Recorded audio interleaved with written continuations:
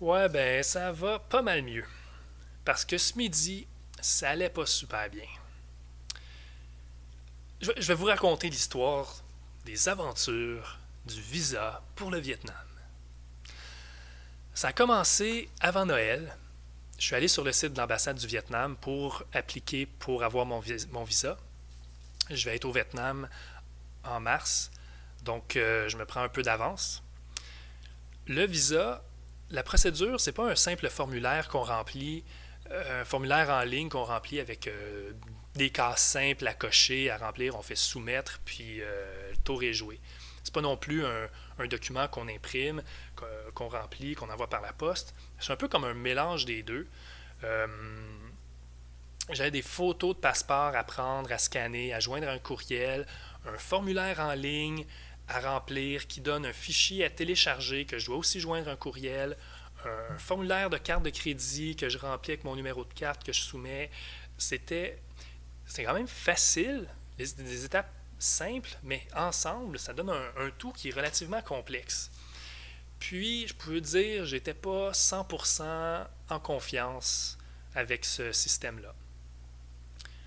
Mais bon, j'essayais de. Comment je pourrais dire ça? Je me disais, non, je ne dois pas être le premier à faire ça, tout va bien se passer. Fait que j'essayais de ne pas penser à ce qui pouvait mal se passer. Donc, j'ai envoyé mes trucs par courriel. Dans les instants qui ont suivi, j'ai reçu la confirmation comme quoi mes documents avaient bien été reçus. Et dans les heures qui ont suivi, on confirmait que tout était conforme et que l'application allait être, le processus allait être enclenché et j'allais avoir des nouvelles dans les 5 jours ouvrables. Et moins que 5 jours ouvrables plus tard, donc le vendredi qui a suivi, qui était le 23, juste avant Noël, j'ai reçu un courriel me disant que mon visa est envoyé avec un numéro de repérage pour suivre l'expédition. C'est une excellente nouvelle. Donc, je vérifie, je m'en vais sur le site de Post Canada pour vérifier où mon colis est rendu. Bien, évidemment, il vient juste de partir. Puis là, bon, on est la fin de semaine de Noël. Ensuite, il y a des congés. Donc, ma lettre, elle n'arrivera pas aussi vite que j'aurais voulu. Donc, le lundi, c'était le lendemain de Noël. Donc, congé à Post Canada. Même chose pour mardi. Euh, j'ai hâte de l'avoir, le visa. Donc, ce matin, le service de Post Canada reprend, le service régulier de Post Canada reprend. Donc, je retourne sur le site avec mon numéro de repérage pour voir qu'est-ce qui se passe avec ma lettre. Et ça me dit qu'à 8h30, l'article est sorti pour livraison. Hey, je suis content là. Mon visa s'en vient. En fait, je suis semi-content. Parce que ce matin, j'avais rendez-vous avec une amie. Elle travaille sur un projet, puis elle voulait qu'on discute ensemble de son projet, qu'on brainstorme un peu. Puis, ben bien sûr, ça allait pas se faire chez moi. On allait se rencontrer dans un café, puis j'allais pas être chez moi. L'article sorti pour la livraison, j'allais peut-être pas être là quand il allait être livré. Bon, c'est pas trop grave, je suis impatient, je veux l'avoir aujourd'hui, mais dans le pire des cas, je vais avoir un petit truc collé sur ma boîte aux lettres, puis je retourne le chercher demain à un bureau de poste. Donc, je passe la fin de l'avant-midi avec mon ami sur son projet, puis là, je reviens chez moi, en marchant vers chez moi. J'espère ne pas avoir le petit truc collé parce que je veux l'avoir aujourd'hui. Donc, j'arrive à ma porte, mais non, je ne l'ai pas. Fait que donc, je suis comme content parce que je me dis, quand Post Canada va faire la livraison, puis ils vont sonner, je vais être là, je vais pouvoir l'avoir en main propre directement. Je rentre chez moi, je décide de faire de retourner sur la page de Post Canada, vérifier avec mon numéro de repérage, juste m'assurer que tout est sous contrôle. Ça m'indique que mon visa a été livré à 9h le matin. Mais à 9h, moi, j'étais chez moi, là. Ça n'a pas sonné chez nous. Mais là, qu'est-ce qui se passe? Fait que je sors, je m'en vais dans ma boîte aux lettres, je regarde, boîte aux lettres vide. Je reviens chez moi, je regarde encore la page, numéro de repérage, article sorti pour la livraison vers 8h30, article livré vers 9h. Non, non, non, ça marche pas, là. Je capote un petit peu. J'envoie un courriel à mes voisins. Je leur demande s'ils ont trouvé une lettre pour moi dans leur boîte aux lettres. Mais là, ils répondent pas tout de suite, mes voisins. Je les comprends, là, ils n'ont pas rien que ça à faire, répondre à mes courriels. Hein. Mais donc, je sors, Je m'en vais voir chez un voisin, s'il il a reçu quelque chose pour moi. Non. J'en croise un autre dans le hall, ouvre sa boîte aux lettres, il n'y a rien pour moi non plus. Je reviens chez moi, mais encore, toujours pas de réponse à mon courriel. Là, je fais des allers-retours chez moi. Là, j'appelle Post Canada. Post Canada me dit qu'ils peuvent rien faire parce que ils ont les mêmes informations de repérage que j'ai. Me suggère de vérifier avec l'expéditeur si l'adresse est la bonne. Et bon, j'ai le formulaire là, avec les courriels que j'ai envoyés. L'adresse que j'ai donnée, c'est la bonne adresse. Le pire qui peut arriver, c'est peut-être mon numéro d'appartement qui a sauté dans le formulaire. Ça voudrait peut-être dire que c'est quand même un voisin qui l'a reçu à ma place. Mais bon, là, je suis sur la barre de paniquer. Fait que je décide d'appeler une voisine.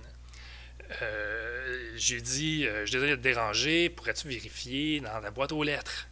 Puis en plus, c'est que cette voisine-là fait partie du conseil d'administration. Elle a aussi accès à la boîte aux lettres de la copropriété où j'habite. Donc, elle peut ouvrir 2 boîtes aux lettres dans lesquelles je peux vérifier si ma lettre, elle est là. Pas là non plus. Là, en fait, bref, il me reste une voisine, une seule boîte aux lettres dans laquelle ce que j'attends, mon visa, peut se trouver.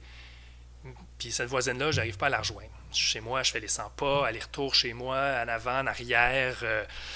Là, j'ai écrit à l'ambassade du Vietnam pour leur demander si c'était la bonne adresse. Et eux non plus me répondent pas aussi vite que je voudrais. Je décide de les appeler, boîte vocale. Non, je suis pas sur la barre de la panique, mais c'est l'heure du lunch, puis même mon estomac me dit non, règle ce dossier-là avant de manger. Hein. Ça va pas bien. Mais là, je me fais des scénarios. Là. Je me dis, ben non, c'est parce que il y a eu une erreur ce matin. Il a été comme scanné 2 fois au lieu d'être sorti pour la livraison seulement.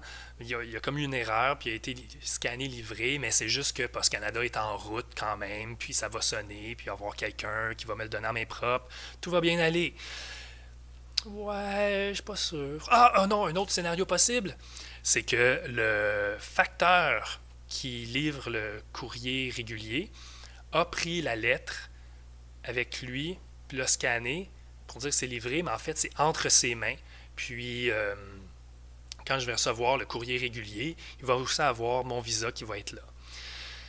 Mais bon, tu sais, je me fais des scénarios, ça m'aide un peu à pas trop paniquer, parce que, tu sais, dire à l'ambassade du Vietnam, pouvez-vous me faire un autre visa? J'ai perdu le mien. C'est pas super. Ou est-ce que je dois contacter la police pour leur dire je me suis fait voler un visa? C'est quand même un document important. C'est le genre de démarche dans lesquelles là, je veux pas m'embarquer. Même si au final, je sais que ça va se régler, mais j'aimerais ça pas focusser sur des challenges comme ça. Mais le deuxième scénario que je me suis fait dans la tête, là, que c'est le facteur qui a scanné ça, comme quoi c'était livré, mais en fait, c'est juste entre ses mains jusqu'à temps qu'il le mette dans ma boîte aux lettres, ça me semble être un bon scénario. Fait qu'au lieu de faire encore les 100 pas chez moi, je décide d'en faire un 50 pas de plus, redescendre, d'aller vérifier encore dans ma boîte aux lettres, juste en cas, ben j'ai une lettre qui vient de l'ambassade du Vietnam dans ma boîte aux lettres. Et là, je suis comme tout content et semi-content, parce que je cours, je reviens chez moi, j'ouvre la lettre, je regarde dedans et il y a mon visa. Je l'ai reçu. Toute cette panique-là pour finalement avoir mon visa. Je vous dis, aujourd'hui, c'est le plus beau morceau de papier du monde. Je suis vraiment soulagé parce que j'ai vraiment eu peur pendant quelques instants. Parce que je suis au Vietnam en mars, puis je veux y aller au Vietnam. Bref, bonne nouvelle. Si on récapitule, j'ai mon visa pour le Vietnam. Ce que ça veut dire aussi, c'est que dans mes démarches, les visas, on peut presque dire que c'est réglé. Parce que le visa pour le Cambodge, on pourrait le faire seulement une fois à l'aéroport. Donc quand je vais arriver à Phnom Penh, que j'ai encore aucune idée comment prononcer le nom de cette ville-là, mais quand je vais être à l'aéroport, je vais juste me présenter avec un formulaire déjà complété, des photos, et je crois que c'est 35 $ US. Je me présente à un comptoir, il y a un délai d'attente, mais je peux avoir mon visa sur place. Donc, les 2 endroits où j'ai besoin d'un visa, le Vietnam, ben, il est ici. Le Cambodge, ça se fait là-bas. Hey, dossier réglé. Fait que maintenant, il reste juste 2 trucs importants sur ma liste. Trouver un locataire, trouver des contrats. Je suis sûr que je vais avoir plein d'autres péripéties par rapport à ça. À bientôt.